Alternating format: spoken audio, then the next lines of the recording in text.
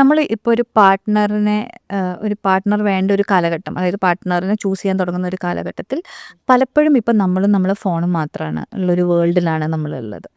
അപ്പോൾ ഇതിനകത്ത് നമുക്ക് ഇപ്പം അറിയാം, there are a lot of possibilities. ഇപ്പം സാധാരണ ഇൻസ്റ്റഗ്രാമോ അല്ലെങ്കിൽ ഫേസ്ബുക്ക് ഇപ്പം അത്ര ഇല്ലാന്ന് തോന്നുന്നു. ഇൻസ്റ്റഗ്രാമിനൊക്കെ അപ്പുറത്തേക്ക് ഒരുപാട് ഡേറ്റിംഗ് ആപ്സും ഒരുപാട് ഇതൊരു പ്ലഷർ മാർക്കറ്റായിട്ട് എനിക്ക് തോന്നിയിട്ടുണ്ട്. റാദർ ദാൻ ഒരു പാർട്ട്ണറിനെ ചൂസ് ചെയ്യാനുള്ള കറക്റ്റ് ആണോ എന്ന് നോക്കാനുള്ളതിനെക്കാട്ടിലും മിയർലി ഒരു പ്ലഷർ മാർക്കറ്റായിട്ടും ഒരു സോഫ്റ്റ് പോൺ ഏരിയ ആയിട്ടൊക്കെ ഇവൻ ഇൻസ്റ്റഗ്രാമിനെയും അതുപോലെ തന്നെ എസ്പെഷ്യലി ഡേറ്റിംഗ് ആപ്പിനെയും എനിക്ക് ഫീൽ ചെയ്തിട്ടുണ്ട്. അപ്പോൾ ഈ ഒരു യങ്ങർ ജനറേഷനെ ഹാൻഡിൽ ചെയ്യുന്ന ഒരു ആൾ എന്നുള്ള നിലക്ക് എന്താണ് ആർദ്രയുടെ ഒപ്പീനിയൻ ഇതിനെക്കുറിച്ചിട്ട്? I know it's a very long area, but vast ആയിട്ടുള്ളൊരു ഏരിയ ആണ്. ബട്ട് സ്റ്റിൽ എന്താ പറയുക, എല്ലാറ്റിനും നല്ല സൈഡ്സും നെഗറ്റീവ് സൈഡ്സും ഉണ്ടാവും.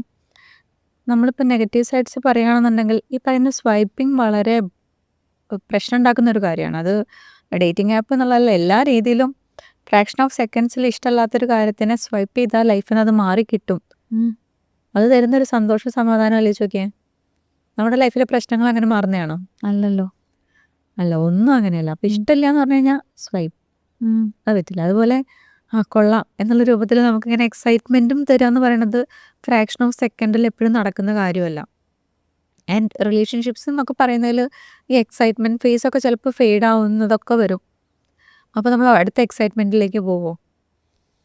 നമ്മൾ ശീലിച്ച് വരുന്നത് അതാണെങ്കിൽ നമ്മൾ അതിലേക്ക് പോകാനോ നമുക്ക് ടെൻഡൻസി ഉണ്ടാവും. അപ്പോൾ റിലേഷൻഷിപ്പിൽ സ്റ്റെബിലിറ്റി അല്ലേ മിസ്സാവുന്നത്? അതെ. ഇപ്പോൾ കമ്പാറ്റബിലിറ്റി ഇഷ്യൂ ഇല്ലാത്തത് കൊണ്ട് ഒരാൾ സെപ്പറേറ്റഡ് ആവുന്നത് പോലെ അല്ല, എക്സൈറ്റ്മെൻറ്റ് പോകുമ്പോഴത്തേക്കും നമ്മൾ അടുത്ത എക്സൈറ്റ്മെൻറ്റിൻ്റെ പിറകെ പോകുന്നത്. ആ ഒരു ടെൻഡൻസി വളരെ കൂടുതലായിട്ട് കാണുന്നുണ്ട്.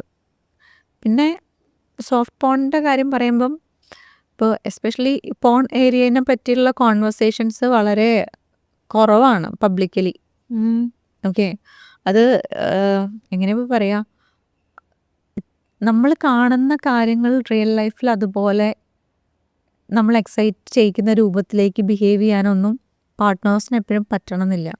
പക്ഷേ നമ്മൾ കണ്ട് അതിനകത്താണ് ഇൻഫ്ലുവൻസ്ഡ് ആയി അതാണ് നമുക്ക് എക്സൈറ്റ്മെൻറ്റ് തരുന്നുള്ളൂ എന്നുണ്ടെങ്കിൽ പല ആളുകൾക്കും റിയൽ ലൈഫിലുള്ള ഫിസിക്കൽ ഇൻറ്റിമസി അത്രത്തോളം എക്സൈറ്റിംഗ് ആയിട്ട് ഫീൽ ചെയ്യുന്നില്ല എന്നുള്ള കംപ്ലൈൻറ്റുമായിട്ട് വരുന്ന ആളുകൾ ഉണ്ടാവാറുണ്ട്.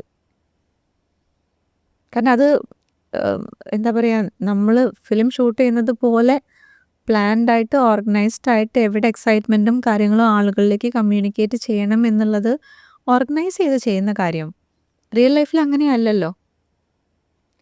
അപ്പോൾ അതിൽ നിന്ന് കിട്ടുന്ന അതേ എക്സൈറ്റ്മെൻറ്റ് റിയൽ ലൈഫിൽ കിട്ടാത്തത് കാരണം ഫ്രസ്ട്രേറ്റഡ് ആവുന്ന ഒരുപാട് മെയിൽ പാർട്ട്നേഴ്സും അതേപോലെ തന്നെ ഫീമെയിൽസിൻ്റെ കാര്യത്തിൽ വന്നു കഴിഞ്ഞാൽ അവർക്ക് അവരുടെ ഫിസിക്കൽ അപ്പിയറൻസിൻ്റെയും പല കാര്യത്തിലും ഞാൻ ഇനഫ് അല്ലേ എന്നുള്ളൊരു തോന്നലും അതിലേക്ക് പോകാനുള്ള പേടിയും, ഈവൻ റിലേഷൻഷിപ്പിൻ്റെ ഒരു കമ്മിറ്റ്മെൻറ്റ് ഫേസ്, മാരേജ് എന്നൊക്കെ ആകുമ്പോഴത്തേക്കും ഫിയർ ഓഫ് കമ്മിറ്റ്മെൻറ്റ് വരെ ഇങ്ങനത്തെ കാര്യങ്ങൾ കാരണം കമ്മിറ്റ്മെൻറ്റ് മാരേജ് എന്നൊക്കെ പറയുന്നതിൽ നിന്നൊക്കെ ബാക്കോട്ട് വരാനുള്ള അങ്ങനെയൊക്കെയുള്ള ബുദ്ധിമുട്ടുകൾ, ഇങ്ങനെയുള്ള കാര്യങ്ങൾ വളരെ ഡീപ്പറായിട്ട് പലരെയും ബാധിക്കുന്നുണ്ട്. ഇത് എല്ലാവരെയും ബാധിക്കുന്നല്ല ഞാൻ പറയുന്നത്, പക്ഷേ അങ്ങനെ ബാധിക്കുന്ന എന്നത് തുറന്ന് പറയാൻ പറ്റാത്തൊരു പോപ്പുലേഷൻ ഉണ്ട്.